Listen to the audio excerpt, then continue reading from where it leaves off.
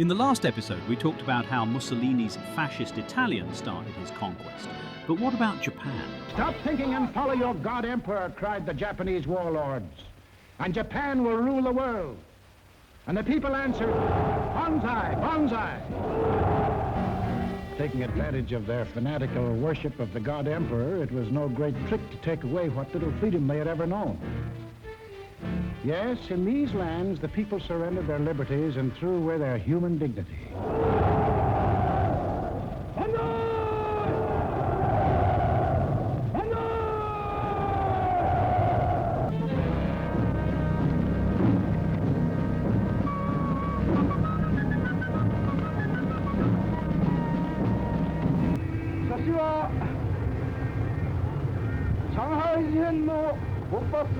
When war comes between Japan and the United States, I shall not be content merely to occupy Guam, the Philippines, Hawaii, and San Francisco. I look forward to dictating the peace to the United States in the White House at Washington. Yamamoto wrote those words on January of 1941. Yes, the conquering Jap army down Pennsylvania Avenue. That was the final goal. You will see what they did to the men and women of Nanking, Hong Kong, and Manila. Imagine the field day they'd enjoy if they'd marched through the streets of Washington.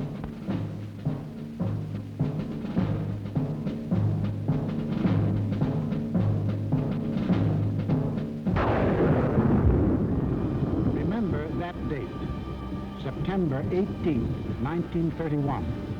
A date we should remember as well as December 7, 1941. For on that date, in 1931, the war we are now fighting began.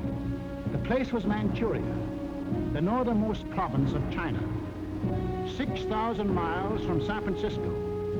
Manchuria, the first objective in the Tanaka Plan. By September 18th, the Japanese, who by treaty patrolled the southern Manchurian Railway, had secretly and illegally increased their garrisons. On the Korean-Manchurian border, an entire Japanese army was assembled, conveniently equipped for a winter campaign. All they needed was an excuse.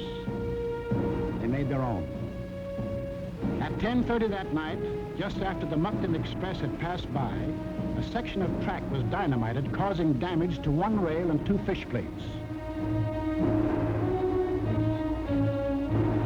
Japan's honor had been violated. The Japanese railroad garrison launched a coordinated attack on the barracks of the sleeping Chinese army at Mukden. The slaughter was appalling. By midnight, the conveniently placed Japanese army poured across the Korean border, and the first open act of aggression, the invasion of Manchuria, was on. In 4 days, they had occupied the whole of southern Manchuria, and shortly after, the whole country. Manchuria became Manchukuo, a puppet state with an obedient stooge on the throne, Henry Puyi, a weakling whom the Japanese had prepared for the job with 7 years of women and song. In Washington, Henry L. Stimson, then Secretary of State, now Secretary of War, sent out a blistering denunciation of the attack. The League of Nations sent a committee of 5, headed by Lord Lytton and including our own General Frank McCoy, to Manchuria to investigate. In October of 1932, the committee issued its report. We found that the Japanese occupation of this large part of China was not justified on the ground of self-defense, and that the new state which had been set up was a Japanese protectorate rather than a genuine case of Manchurian self-determination. Shortly after, the League condemned Japan as an aggressor nation. Son Excellence, Monsieur Matsuoka, délégué du Japon. I call on His Excellency, Monsieur Matsuoka, delegate of Japan.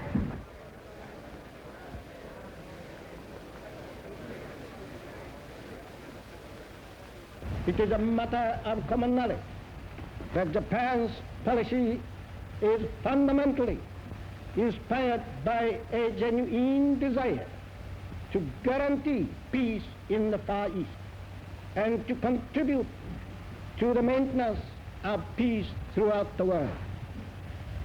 Japan, however, finds it impossible to accept the report adopted by the Assembly.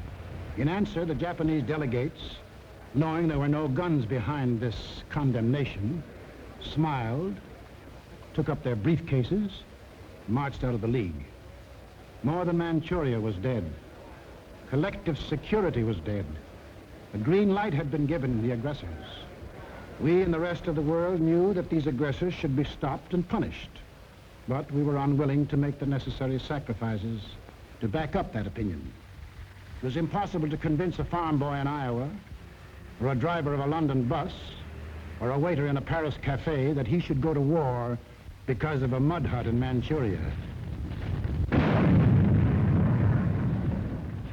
Yet the subsequent course of history makes it clear that that incident, so many miles away, is one of the main reasons that you and millions of others are in uniform today. The Japs had Manchuria. Phase number 1 of the Tanaka Plan was completed. Phase number 2, the conquest of China.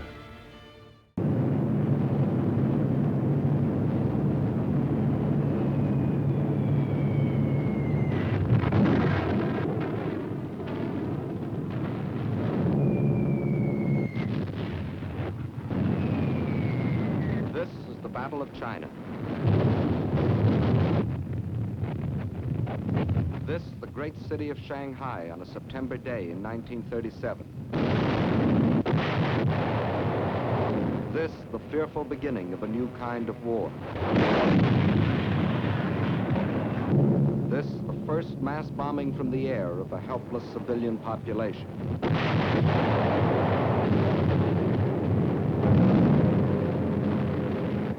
Why? Why are these innocent Chinese men, women, children to die beneath the hail of Japanese bombs? Why have the Chinese, who in all their 4,000 years of history had never waged an aggressive war, been forced to fight and die by the millions? Because China is land, 4 million square miles of it. And because China is people, 450 million of them. And because Japan had a plan to use them both. That plan was finally stated in the Tanaka Memorial, a blueprint for world conquest, formulated in 1927 by Baron Gishi Tanaka, the Japanese foreign minister. In order to conquer the world, we must first conquer China. Here was their mad dream. Phase 1, the conquest of Manchuria for raw materials. Phase 2, the absorption of China for manpower, piece by piece, so as not to arouse the rest of the world. Phase 3, a triumphant sweep to the south to seize the riches of the Indies. Phase 4, the eastward move to crush the United States. One fact was obvious. China was to be the giant back on which Japan would ride to world conquest, just as Russia was to be enslaved for German use. But how was it possible for Japan, only 1/20th the size of China, and with only 1/6 its population, to think of conquering China, much less the world? There were two main reasons for this.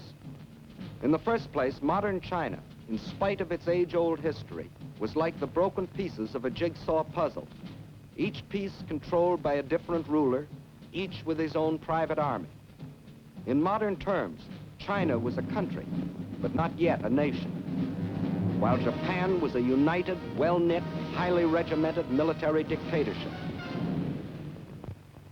The second reason lies in the uses each country made of our Western civilization. Let's see what China took. You will notice that this is a very old piece of film. Actually, it is more than 30 years old, and it shows a very great man by the name of Sun Yat-sen. In 1911, this man fathered a people's revolution, which brought to an end China's ancient imperial government and began its new era as a modern republic, winning for himself in Chinese history as secure a place as George Washington has in ours. And he and his followers chose for the cornerstone of their new republic Chinese words that echoed those of another believer in democracy. And to make these principles become reality, they built more schools and colleges. They established scholarships so that their young men and women could go forth to the universities of America and Europe and bring back to their own country other Western ideas. And this new generation returned to China with new techniques of industry, architecture, science, medicine. They built more hospitals to free their people from the blight of disease. They introduced compulsory education. They laid down as essential 2 of the 4 freedoms for which we fight today: freedom of expression and freedom of religion. In 1925, Sun Yat-sen died, but his disciples, led by Chiang Kai-shek, carried on his monumental work. Their aim, the unification and modernization of China. Chinese industry was old-fashioned and inefficient. Transportation was slow and inadequate. But now railroads began to link the great seaports and river harbors with the inland cities. A network of highways began to stretch beyond the railroad lines into the deep interior. After leaving them untouched for centuries, China was beginning to use her vast store of raw materials.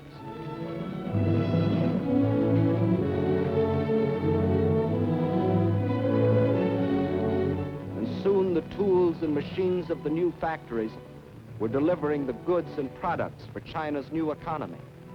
For the Chinese believed in using the best of Western civilization for the progress of their country. And while they were building this new nation, just a day and a half by steamer across the Yellow Sea lay Japan.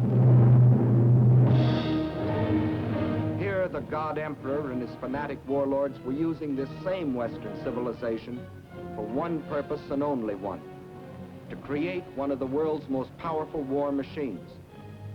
Their aim, the absorption of China and the fulfillment of the Tanaka Memorial.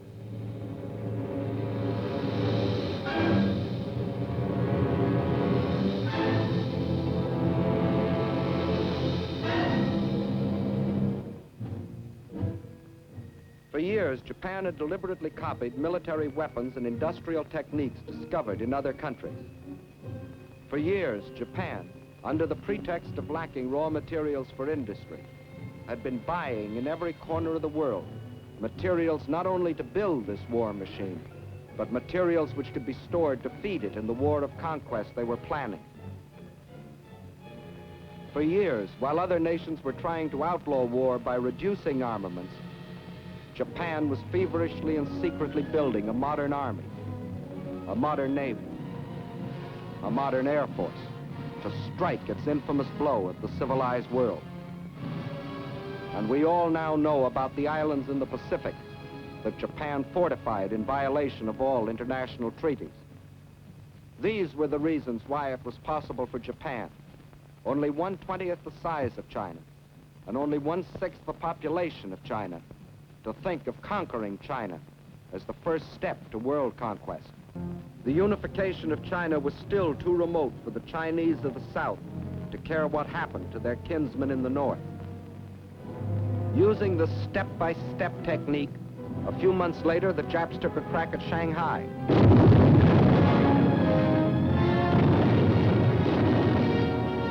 The Chinese resistance was so great, they hastily called that deal off, waited another year, and then struck in the north again, carving the province of Yehol out of China proper. This, too, they got away with. The world criticized, the Chinese protested, but still the Japs got what they wanted, another piece of China, and without a war on their hands. And to rule over Manchuria and Yehol, the Japs then set up a puppet government under their stooge, Henry Puyi, the Chinese quisling prince. But the leaders of New China remembered that in other centuries, other barbarians had invaded their country. The evidence still stood in the Great Wall, built by their ancestors more than 2,000 years earlier, and stretching for 1,400 miles across mountain and desert to protect themselves from the barbarians of the north. Of the Great Wall, it has been said that it is the only work of man which would be visible from the moon. But the Chinese knew that modern barbarians can't be stopped by a wall, however strong or high. They can't even be stopped by people, unless the people are united. And by 1937, the unification of China was making such progress, the Japs got worried. The one weapon they could not permit China was unity. They would strike again before China could become a nation. This time it'd be a big bite. 5 more northern provinces out of the heart of China. At the United States Embassy in China as military attaché for a number of years was Colonel William Mayer. Let him tell you what happened. The first thing the Japs did was to prepare their usual fake alibi. This time it wasn't a damaged railway track as it had been in Manchuria in 1931. A Jap soldier had disappeared. Obviously he'd been kidnapped by the insolent Chinese. Once more Japan's honor had been insulted. Once more the insult must be avenged. So, on the night of July 7th, 1937, at the Marco Polo Bridge near Peking, the Jap war machine struck.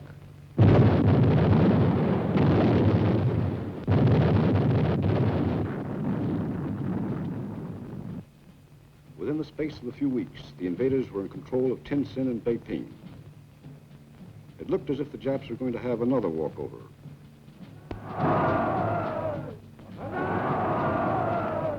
Now the Japs sat back to digest and organize this new conquest. The peace-loving Japanese didn't want a war if they could get their land grabs without one. But this time they were in for a rude surprise. This time, instead of protesting or negotiating, the Chinese struck back. And not in the north, but at Shanghai, where the Japs least expected it.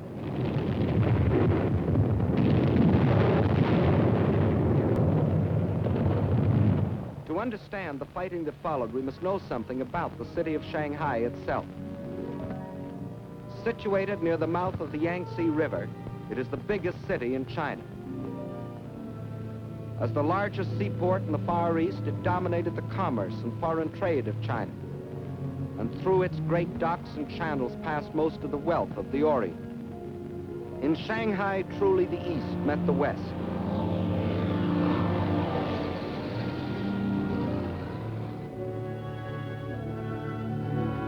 And within this city of 3.5 million Chinese was another city, the foreign settlement, made up of the French concession and the well-known international settlement. There, the various powers, including Great Britain, the United States, and Japan, had stationed detachments of troops, Japanese, British, French, and our own United States Marines, to assist the police of the Shanghai Municipal Council in the preservation of peace and order, and to protect the boundaries of the international settlement. These detachments were limited in size, but the Japs secretly, and in violation of all treaty agreements, had increased their garrison so that when fighting started on the border of their concession in August of 1937, they thought they were fully prepared for any eventuality.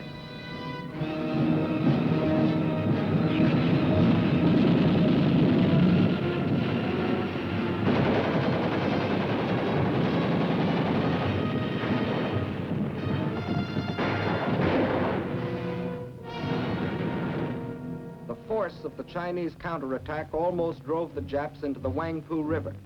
Backed up by the heavy guns of their warships, however, the Japs managed to hold out until reinforcements arrived.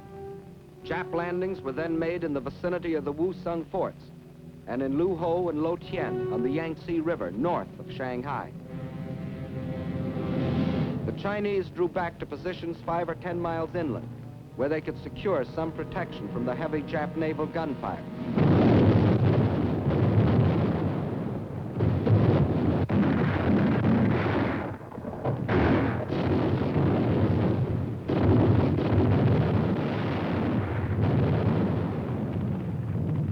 At the same time, the invaders succeeded in making a surprise landing some 20 miles to the south of Shanghai, put 2 divisions ashore, and pushed rapidly north to outflank the city.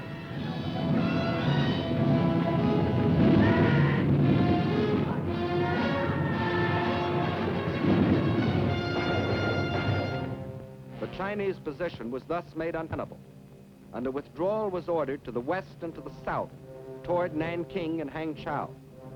But only about half of the Chinese army that had fought at Shanghai was left to withdraw. Meanwhile, enraged at the very idea of anyone resisting the Imperial Japanese might, the Japs took their vengeance upon the civilian population of the city, a city without guns or planes to defend itself, and deliberately slaughtered thousands from the air.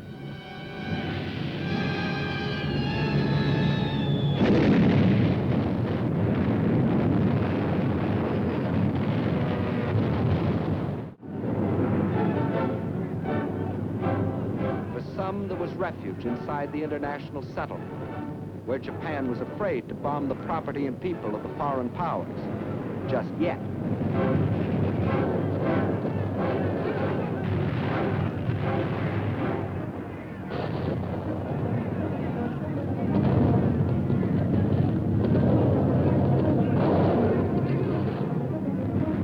But there was not room for all. And for each who found safety inside, there were thousands huddled beyond the gates, standing helpless and undefended against the Jap attacks.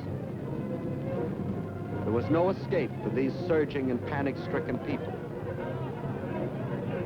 They could only scurry through the narrow streets, pushing and packing themselves into the center of the city, to be trapped and buried alive in the collapse of bombed and burning buildings.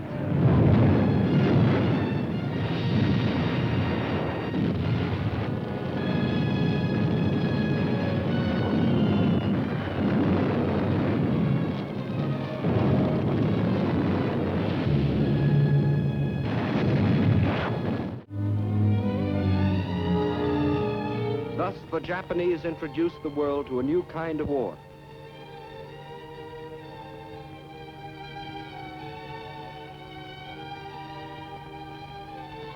A war of deliberate terrorization, of deliberate mass murder, of deliberate frightfulness.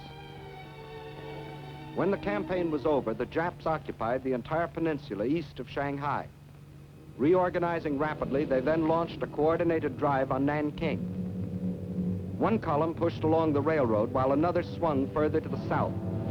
This column then split and continued its drive, hoping to cut off any possible retreat of the Chinese armies defending Nanking. It was here in the Yangtze that the blood-crazed Japs attacked an American gunboat, the USS Panay, despite its distinctive markings.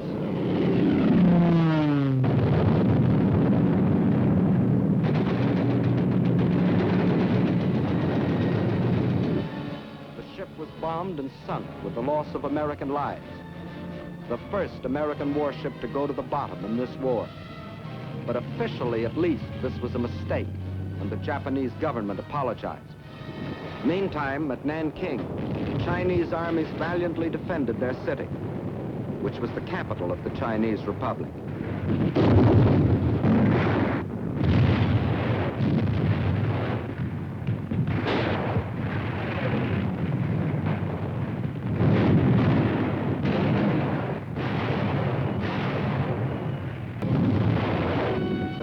Japanese power was too great, and after a battle lasting but a few days, the city fell to the invaders.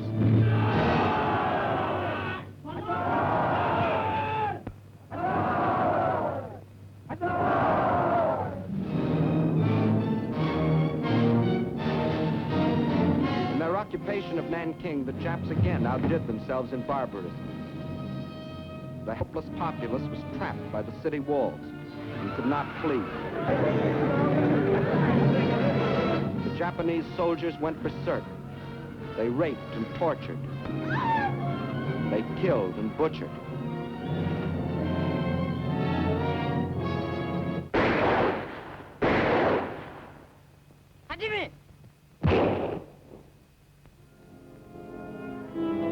In one of the bloodiest massacres of recorded history, they murdered 40,000 men, women, children.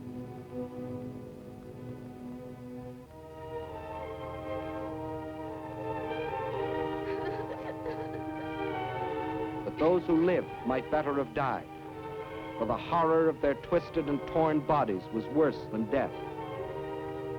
These scenes were photographed by an American missionary and smuggled out of China after the rape of Nanking. This nightmare of cruelty was all the more horrible because it was deliberately planned by the Japanese High Command to tear the heart out of the Chinese people once and forever.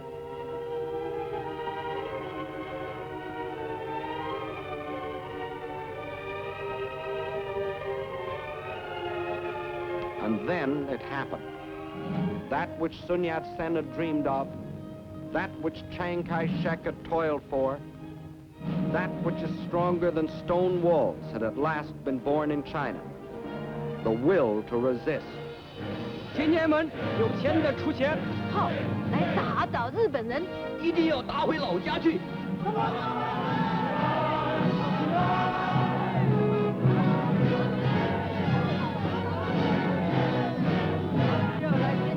In their last bloody blow, the Japanese had accomplished what 4,000 years had failed to bring into being: a united China, an aroused China. 必须要团结一致，消灭日寇，然后我们才能够得到安全。担着神圣救国的责任，应该贡献我们所有的力量，为求生存和独立而抗战。 为反抗帝国主义的残暴，坚决抵抗，我们一天不屈，让我们大家前进，反抗到底。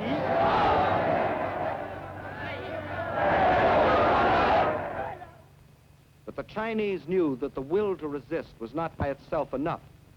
They knew that China must develop the power to resist also. And this cannot be created in an instant.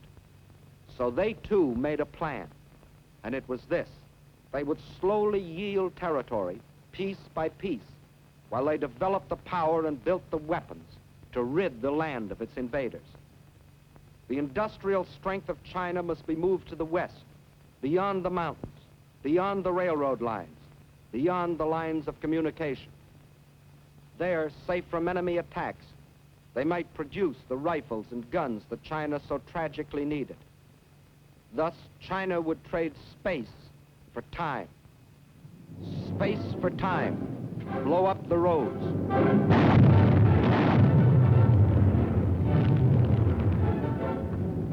Space for time, scorch the earth.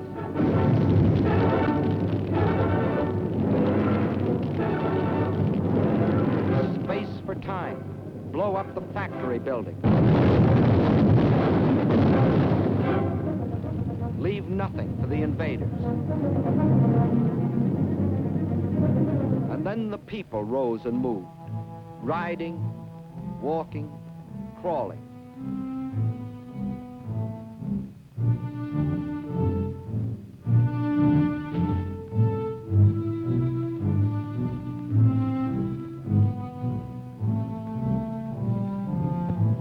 Million of them, spontaneously driven by an epic impulse, rose and made their way westward.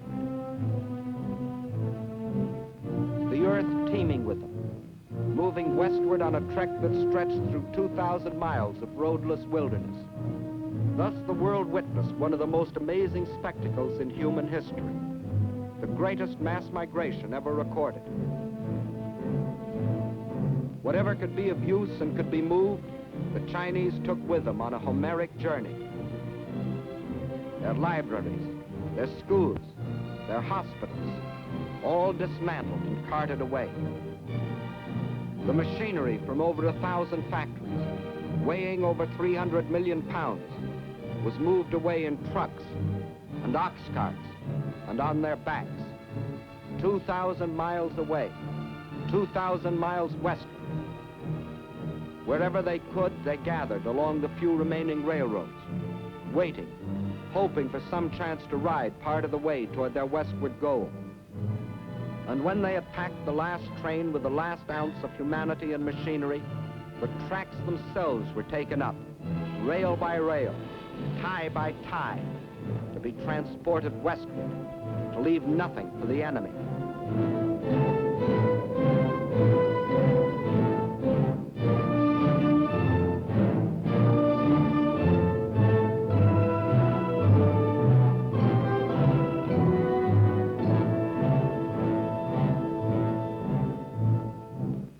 Every river pointing westward was heavy laden. Every sampan, every barge was pressed into service, weighted down to the water's edge with the precious tools for new China.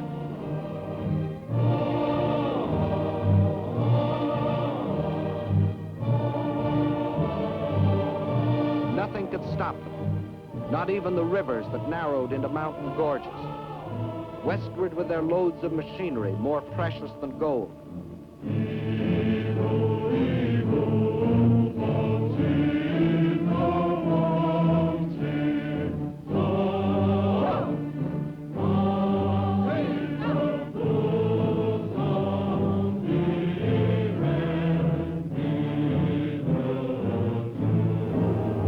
Progress was measured by the mile, by feet, by inches. The trail they broke was moistened every step of the way by their sweat. Where there were no trains, no boats, no ox carts, there were still willing hands and willing feet and straining backs. 30 million people moving westward. Westward from the invader. Westward from slavery and death. Westward to freedom.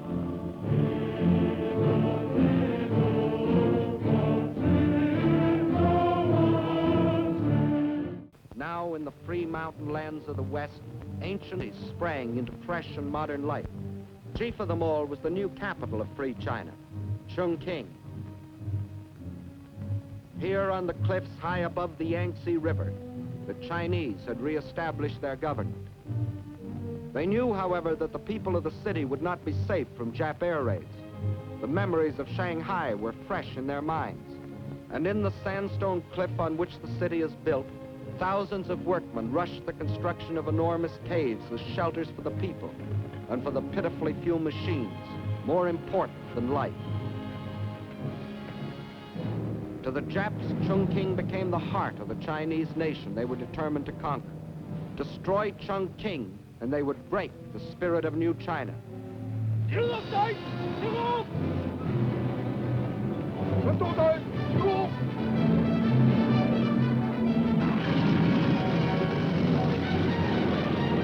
As they couldn't reach the city by land, they would send their bombers to blast it from the face of the earth.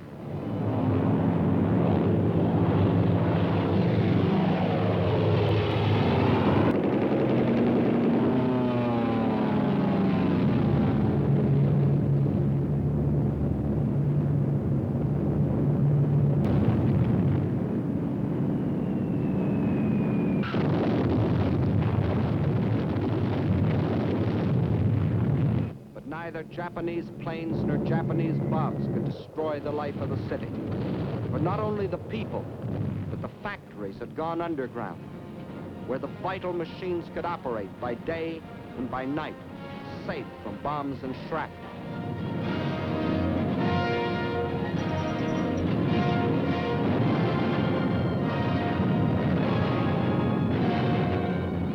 This time, the Chinese had anticipated their enemy.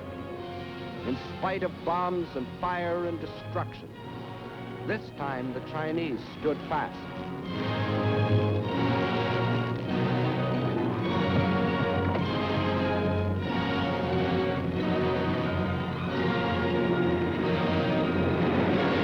Flaming Chongqing became the symbol of their indestructible spirit.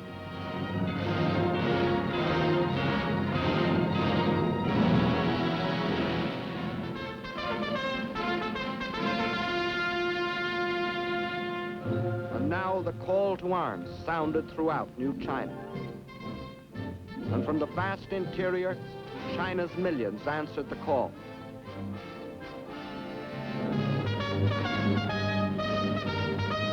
They came from the south and from the north. from the east and from the west, to form a people's army. With a new faith in their hearts, men and women left their homes and farms to fight for something bigger now than each man's home, and each man's farm, and each man's life. They were fighting for new China.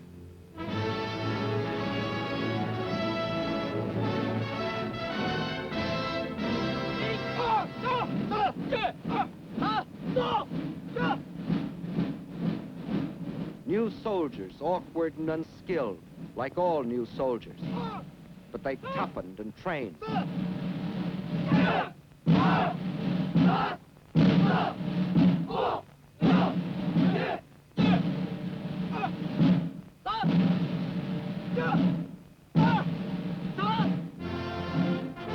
They learned the discipline and order of drill. They knew they must strike and strike hard. They learned to kill. The youth of China also came forward, training to care for the sick and the wounded. Girls joined their husbands, brothers, and sweethearts in uniform.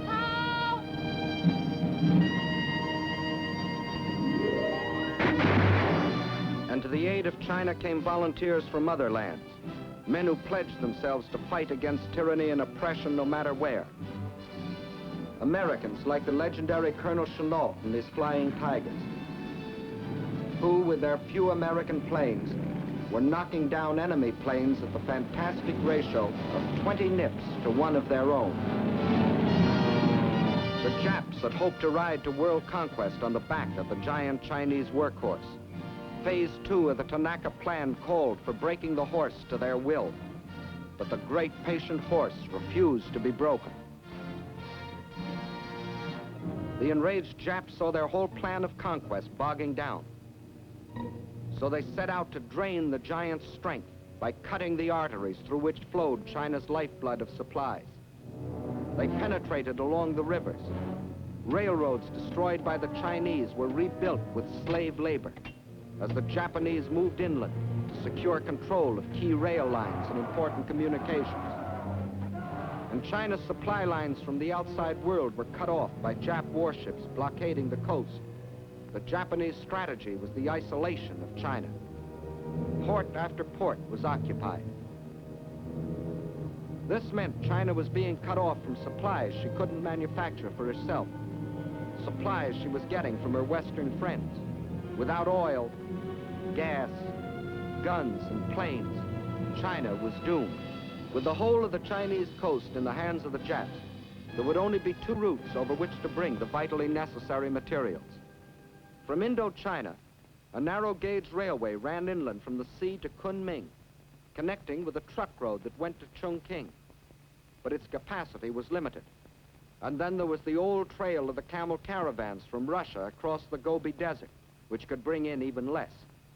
Not only did these routes provide too little for China's needs, but they were too near Jap territory to be safe. There was only one other possibility. In Burma was a railroad that ran from the port of Rangoon to Lashio. Separating it from the truck road at Kunming were hundreds of miles of high mountains and deep river gorges. If this stretch of tortuous mountain trails could be replaced by a modern highway, where now only pack trains could pick their plodding way, China would have a practical supply route to Burma and the sea. Several internationally known firms of engineers were called in to do the job. They said the work might be completed in 6 or 7 years, if China could supply them with the most modern machinery.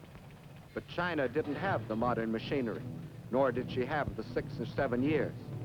So she began building the road with her bare hands.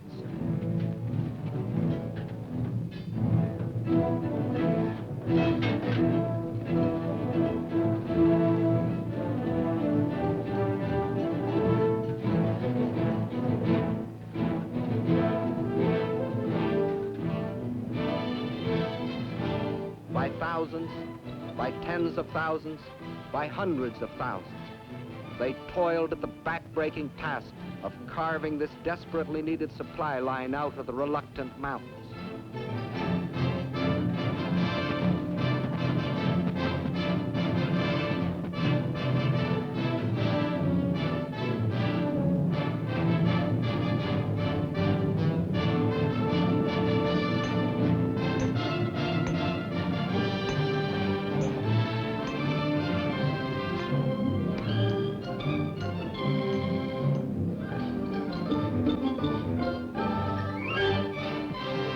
out of their toil and their sweat, they created the Burma Road.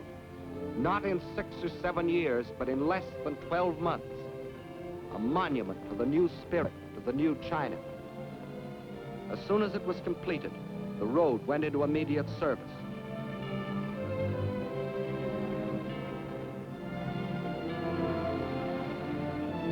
By thousands, the trucks shuttled back and forth between its terminals, climbing to nearly 10,000 feet, around hairpin curves, along the edges of sheer precipices, where passing trucks had barely 1 foot of clearance. And the blood plasma of new supplies flowed steadily over China's lifeline to the sea, protected by Colonel Chennault's incredible flying tigers. But Chinese sacrifice cannot be measured only in miracles of construction. It must be counted, too, in the tragedy of destruction. For while still the Burma Road was being built, the invading Jap armies had fanned out and straddled fully 2/3 of the railroad lines of the country. In the summer of 1938, they set out to capture the remaining 1/3, starting with the vital railroad junction at Chengchao. Chengchao is situated on the banks of the Yellow River, China's sorrow. Originally, the river flowed from Chengchao southeastward to the Yellow Sea. But nearly a century ago, a great flood abruptly changed its course, swinging it far to the north. For generation upon generation, as the spring floods rushed down to the sea, thousands of Chinese worked on the dikes to hold the river in its new course, protecting their homes and their crops.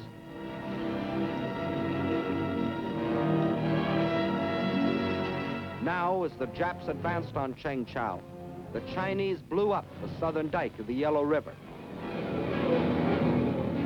thus loosing a flood between themselves and the Japs.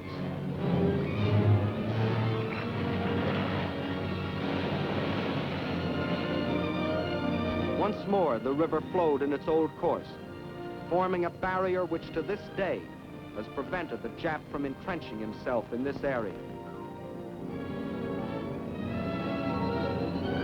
Thus, once more, with no thought of the human sacrifice or the material cost, the Chinese traded space for time. And the Chinese had still other tricks to pull from their patched and faded sleeves. You will notice that this map of Jap conquests doesn't look like the military maps you have seen. By all military standards, it should have looked like this, which is the way the Japs wanted it to look. But the Japanese were learning that the occupation of Chinese cities and control of Chinese rivers and railroads still was far from meaning the subjugation of China. For the Chinese had formed themselves into guerrilla bands, trained to harass the Jap forces. These guerrillas were mostly farmers who had stayed behind on the land when the great migration to the west took place. Peaceful farmers one day, deadly fighters the next. They made an unpredictable and uncontrollable enemy.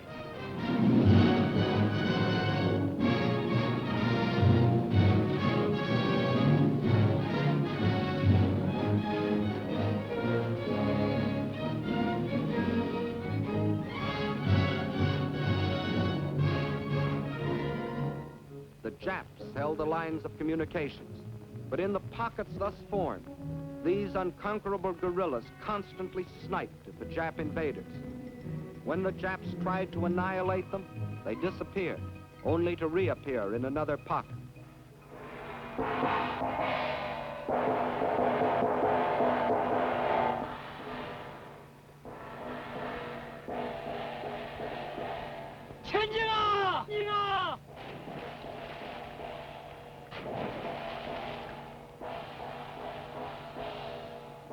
Attacking with speed and surprise, they ambushed enemy patrols.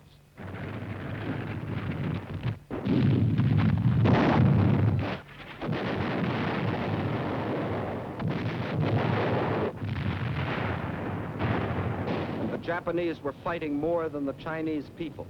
They were fighting the Chinese land, the great distances, the rivers, the floods, the swamps and marshes. These too were enemies that defied the Jap war machine. The giant back Japan intended to ride to world conquest was proving to be a bucking bronco. Phase 2 of the Tanaka Plan had bogged down in what the Japs still referred to as the China Incident. This left them in a fateful quandary. Phase 2 of the Tanaka Plan was still incomplete, but Phase 3 and Phase 4 could no longer be delayed. In Russia, the overwhelming German offensive was taxing Russia's military capacity to the limit, removing any Japanese fear of Russian interference. Britain, after the sledgehammer blows of Dunkirk and the Battle of Britain, was left groggy and militarily almost exhausted. Her navy scattered across the seas, guarding her lifeline of supplies. But here in America, we were finally awakening to our danger and taking steps to protect ourselves.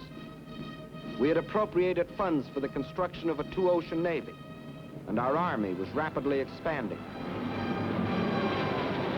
If the ultimate objectives of the Tanaka Plan were to be achieved, now was the moment to strike.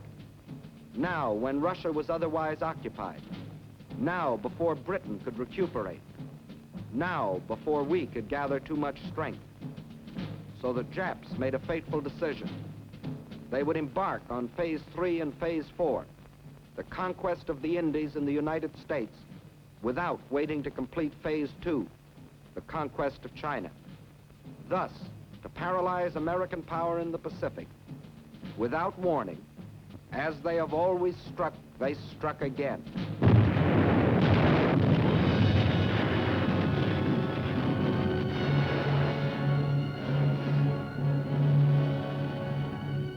According to all the rules, China's position should now be greatly improved. For in her war with Japan, China now had fighting allies, ourselves, the British, the Dutch.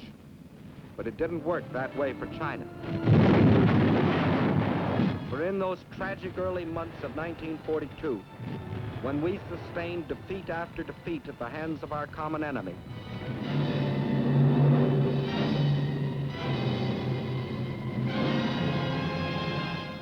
China endured the worst setback of all.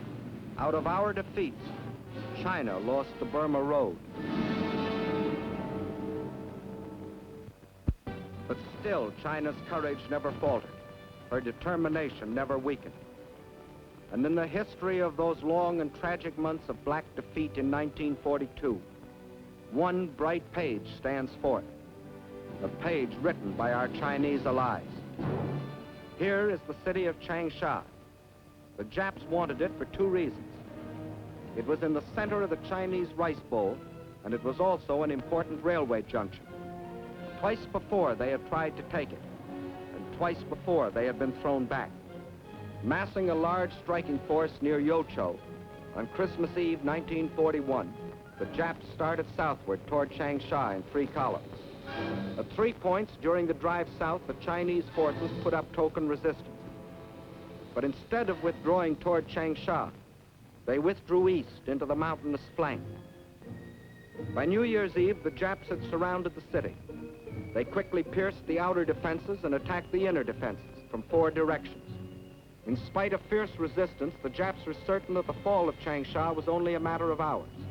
What they didn't know was that they had walked into a well-baited trap, for the Chinese forces, which had withdrawn into the hills, now swept down on the Jap supply lines and cut them to ribbons. The Jap forces attacking the city soon ran out of food and ammunition and began a withdrawal, whereupon the Chinese launched a counteroffensive and pushed the Jap where they had come from.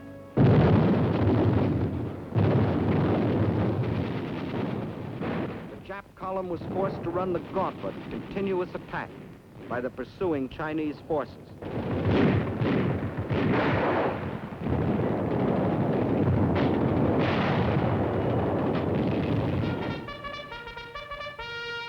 The Battle of Changsha was a magnificent victory for the people of China, the people who wouldn't surrender, the people determined to fight for their freedom, their good earth, the people who can't be beaten.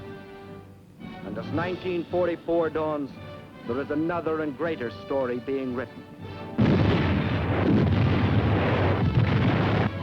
From the Aleutians to the South Pacific, we are on the offensive. In the jungles of New Guinea, in the Gilbert and Marshall Islands, on the shores of New Britain, on the broad Pacific waters, Japan faces the daily expanding power of the nations she attacked.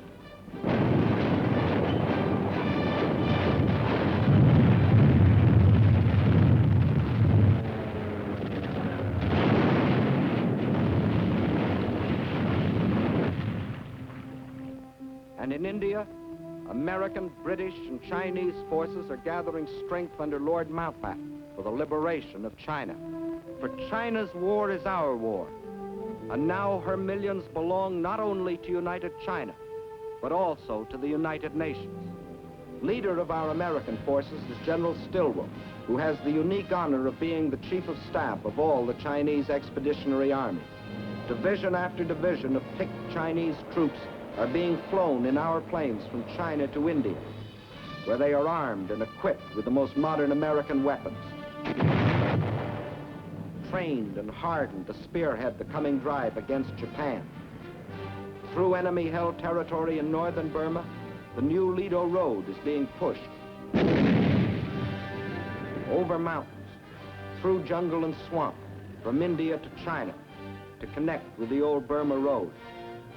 In the jungle on either side, American and Chinese patrols protect the road and strike at the Japs. Their supplies and ammunition brought in by plane and parachute.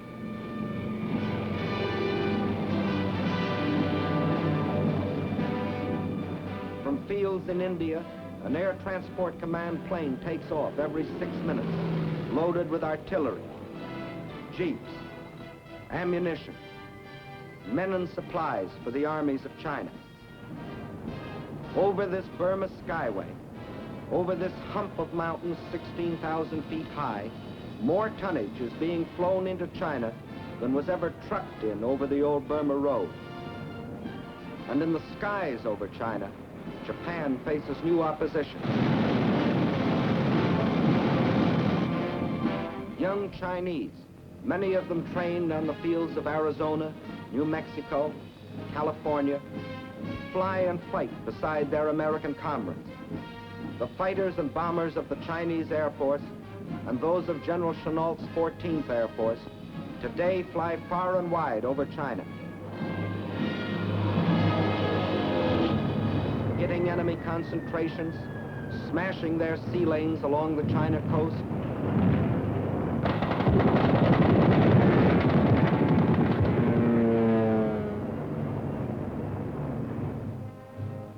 The same people that moved a nation 2,000 miles, that built the Burma Road, are building airfields out of stones, mud, and patient, tireless hands.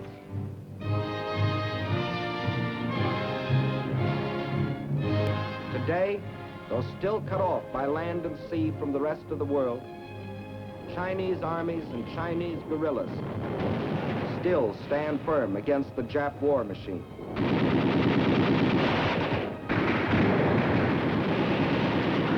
The oldest and the youngest of the world's great nations, together with the British Commonwealth, fight side by side in the struggle that is as old as China herself, the struggle of freedom against slavery, civilization against barbarism, good against evil. Upon their victory depends the future of mankind. We in China, like you, want a better world. Not for ourselves alone, but for all mankind. And we must have it.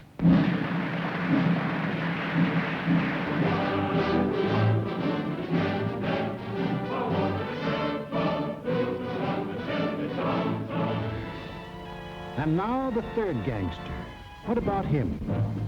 We'll take him up in our next film and show how he joined his partners and put in his bid. For this is what we are fighting. Freedom's oldest enemy. The passion of the few to rule the many. This isn't just a war. This is the free people's life and death struggle against those who would put them back into slavery. The free peoples of America and Britain, of Russia and China, of Canada, Australia, and all the 30 United Nations that have sworn that man shall still remain free. That is the cause in which we fight. We lose it, and we lose everything.